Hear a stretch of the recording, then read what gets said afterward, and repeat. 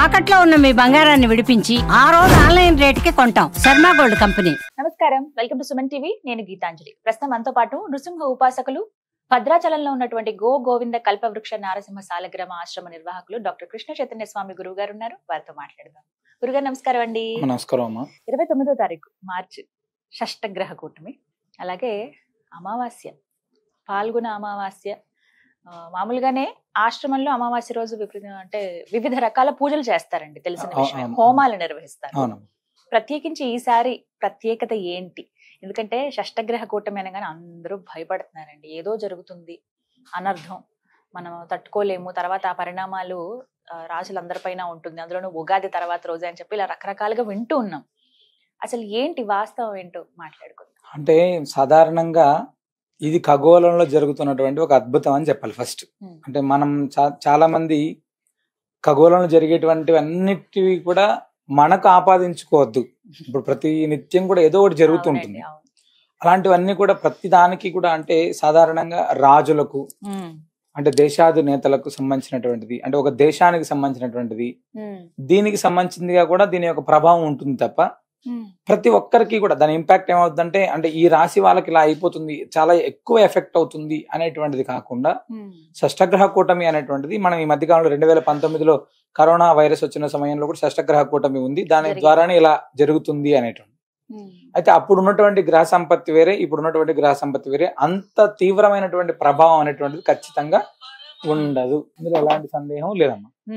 అయితే మనం సాధారణంగా తీసుకునేటప్పటికి ఎవరికైనా కూడా అంటే 6 గ్రహాలు ఒక దగ్గరికి రావడం అనేటువంటిది చాలా విశేషంగా చూసుకుంటాం. సరే, 6 గ్రహాలు ఎన్ని రోజులు ఒక దగ్గర ఉంటున్నాయి అనేటువంటి తీసుకుంటే కేవలం ఒక్క రోజు మాత్రమే ఉంటుంది.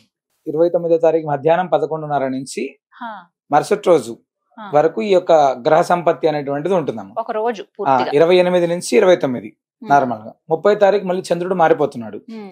అయినప్పుడు ఒక రోజు షష్టగ్రహ కూటమి, మిగతా 14 రోజులు పంచగ్రహ కూటమి ఉంటుంది. నాలుగు షష్టగ్రహ కూటమి మంచిది కాదు, పంచగ్రహ కూటమి మంచిది కాదు, 4 గ్రహాల కూటమి మంచిది కాదు అని చెప్పి మన వాళ్ళు చాలా మంది పెద్దలు చెప్తున్నారు.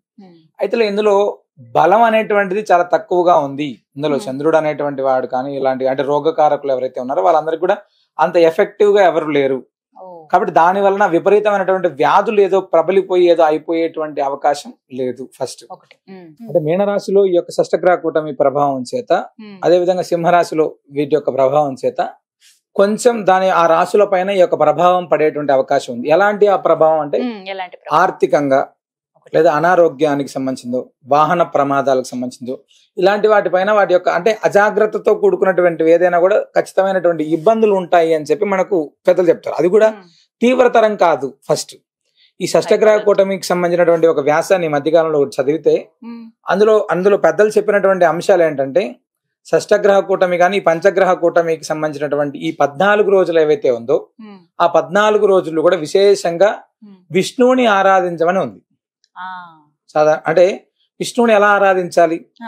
మన మత్స్య, కూర్మ, వరాహ, నారసింహ ఇలా ఏవైతే అవతారాలు ఉన్నాయో, విచిత్రం ఏంటంటే మనందరికీ కూడా ఈ యొక్క అది వచ్చేటువంటి కాలంలోనే మనకు ఉగాది పండుగ, శ్రీరామనవమి ఇలాంటి విశేషమైనటువంటి రోజులు ఉన్నాయి. 14వ తారీఖు దాకా మనం ఈ యొక్క పంచగ్రహ కూటమి ప్రభావం ఉంటుంది అని చెప్తున్నారు. ఆ పంచగ్రహ కూటమి ఉన్నటువంటి సమయంలో ఆ యొక్క ఎవరైతే ఇబ్బంది ఉంది అనుకునేటువంటి వాళ్ళు ఎవరైతే ఉన్నారో వాళ్ళు విష్ణు సహస్రనామాన్ని పారాయణం చేయండి. చాలా అద్భుతమైనటువంటి ఫలితం ఉంటుంది. అంటే నెగటివ్ అనేటువంటిది మన దగ్గరికి రాదు. అదే విధంగా మనం 29వ తారీఖు అంటే మామూలుగా కల్పవృక్ష నరసింహ స్వామి వారి యొక్క దివ్య సన్నిధిలో ప్రతి అమావాస్య పర్వదినం నాడు విశేషంగా స్వామివారికి విశేషమైనటువంటి అభిషేకం కావచ్చు, స్వామివారికి జరిగేటువంటి హోమం కావచ్చు, గోపూజ కావచ్చు, ఈ దిష్టికి సంబంధించినటువంటి కార్యక్రమం ఇవన్నీ కూడా చాలా వైభవంగా జరుగుతాయి.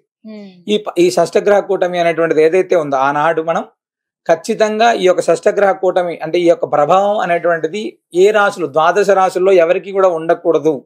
12 రాశుల్లో ఉండేటువంటి ప్రతి ఒక్కరికి ఒకరికి మంచి ఫలితం ఉంటుంది, ఒకరికి చెడు ఫలితం ఉంటుంది అనేటువంటిది ఎలా ఉందో ఎవరికి కూడా అంటే శుభాశుభ ఫలితాలు అనేటువంటివి మిశ్రమంగా ఉండి అందరికీ మంచి జరగాలి అనేటువంటి సంకల్పంతో ఈ విష్ణు సహస్రనామానికి సంబంధించినటువంటి సంపుటీకరణంగా ప్రత్యేకంగా నారసింహ హోమం చేస్తున్నాం. విష్ణు సహస్రనామంతో సంపుటీకరణం చేసి నృసింహ హోమం 29వ తారీఖు చాలా విశేషంగా మనం చేస్తున్నాం. మీకు అలా ఎవరికైనా భయం ఉంది, ఆ గోశాలలో వచ్చి విష్ణు సహస్రనామం చదువుకొని ఆ హోమంలో పాల్గొనవచ్చు, స్వామివారి అభిషేకాన్ని దర్శనం చేసుకోవచ్చు. అంటే షష్టగ్రహ కూటమి అనగానే ఏదో అయిపోతుంది అనేటువంటి భయం అయితే మనలో చాలా మందికి నిండిపోయింది. కానీ భగవద్ ఆరాధన అనేటువంటి చేసేటువంటి వాడికి ఈ యొక్క ప్రభావం చాలా తక్కువగా ఉంటుంది. మన 2019లో కరోనా విపత్కర పరిస్థితి వచ్చినప్పుడు కూడా వందల వేలాది లక్షలాది మంది చనిపోయి ఉన్నారు. కానీ ఆధ్యాత్మికంగా ఉండేటువంటి వాళ్ళు కావచ్చు, కష్టపడి పనిచేసేటువంటి వాళ్ళు కావచ్చు, ఇలా చాలా మంది భగవద్భక్తిలో ఉండేటువంటి వాళ్ళు కావచ్చు, అందరూ చాలా బ్రహ్మాండంగా ఉన్నారు కదా. మన మనసు మంచిగా ఉండాలి, మనం నలుగురికి సహాయం చేసేటువంటి విధంగా ఉండాలి. ఇవన్నీ కూడా ఖచ్చితంగా మనం పుణ్యంగా భగవంతుడు పరిగణించి మంచి చేసేటువంటి అవకాశాలు ఎక్కువగా ఉంటాయి. అది ఒకటి తెలుసుకోవాలి అందరూ కూడా. తప్పకుండా భయం అనేది చాలా మందిలో నిండిపోయిందండి. అవును, ప్రత్యేకించి ఇందాక మీరు అన్నట్లుగా కొంతమంది మీద అది కూడా కొంతవరకే ప్రభావం అవును ఉంటుంది అవును అని అవును. చెప్పి. ఇంకా అంటే ఇళ్ల దగ్గర ఏం చేయొచ్చండి ఆ రోజు? అంటే సాధారణంగా అమావాస్య ఆ రోజు గ్రహణం కూడా ఉందని అంటున్నారండి. అసలు అంటే గ్రహణం మన దేశంలో ఎలాంటి గ్రహణం లేదమ్మా, బయట దేశాల్లో గ్రహణం ఉంది. అంటే ఏ దేశంలో ఉన్నా మనకు వర్తిస్తుంది అనేటువంటిది అబద్ధం. ఎందుకంటే మన దేశంలో లేనటువంటి గ్రహణానికి మనం నియమం పాటించక్కర్లేదు. ఎందుకు ఉదయం కావచ్చు, సాయంత్రం కావచ్చు, ఇలా రెండు ఉన్నాయి కాబట్టి. కానీ అదే సమయంలో ఉంది కాబట్టి దాని యొక్క ప్రభావం ఇంకా అధికంగా ఉంటుంది అనేటువంటి దాన్ని మనం పెద్దలు చెప్పేటువంటి దాంట్లో. కానీ ఆధ్యాత్మికతలో ప్రతి ఒక్క దానికి ఖచ్చితంగా సొల్యూషన్ ఉంటుంది. భగవంతుడు అనేటువంటి వాడు ఒక మంచి ఒక చెడు వ్యవహారాలు చూస్తున్నప్పుడు మంచి మార్గాన్ని అనుసరించడానికి 100 రకాలైనటువంటి మార్గాలను ఇస్తుంటారు. మనకి పెద్దలందరూ కూడా ఎన్నో రకాల పరిహారాలు చెప్పారు, ఎన్నో రకాల పూజలు చెప్పారు, స్తోత్రాలు చెప్పారు. వీటన్నిటిని మనం శ్రద్ధగా చేసుకునేటువంటి ఉంటే అద్భుతం ఫస్ట్. కాబట్టి మనందరం కూడా షష్టగ్రహ కూటమి ప్రభావం ఉంది అనుకునేటువంటి వాళ్ళు ఎవరైనా సరే విష్ణు ఆరాధన అనేటువంటిది మార్చి 29 నుంచి ఏప్రిల్ 14 తారీఖు దాకా విష్ణు ఆరాధన చేయడం అనేటువంటిది అత్యంత విశేషం. అవకాశం ఉన్నటువంటి ప్రతి ఒక్కరూ ఆ సమయంలో ప్రతి ఇంట్లో కూడా విష్ణు సహస్రనామం పారాయణం చేయడం, విష్ణు సహస్రనామాన్ని వినడం చాలా మంచిది. కల్పవృక్ష నరసింహ స్వామి వారి సన్నిధిలో ఈ యొక్క షష్టగ్రహ కూటమి అనేటువంటి ఈ యొక్క రోజున ప్రత్యేకమైనటువంటి విష్ణు సహస్రనామ సంపుటీకరణంగా నారసింహ హోమం చేస్తున్నాం. అదే విధంగా మనం ధన్వంతరి, ఆయుష్య హోమం, మహాలక్ష్మి ఇవన్నీ కూడా ప్రతిసారి ఉంటాయి. దాంతో పాటుగా నవగ్రహ సంపుటీకరణ హోమం కూడా మనం చేస్తున్నాం. అవకాశం ఉన్నటువంటి వాళ్ళు ఎవరైనా కూడా మాకు ఇబ్బంది ఉంది అనుకునేటువంటి వాళ్ళు స్వామివారిని దర్శించుకోవచ్చు, హోమంలో పాల్గొనవచ్చు అమావాస్య రోజు జరిగేటువంటి దాంట్లో. అదేవిధంగా దృష్టి అంటే మనకు నరదృష్టికి నల్లరాయి కూడా పగిలిపోతుందని మన పెద్దలు చెప్తుంటారు.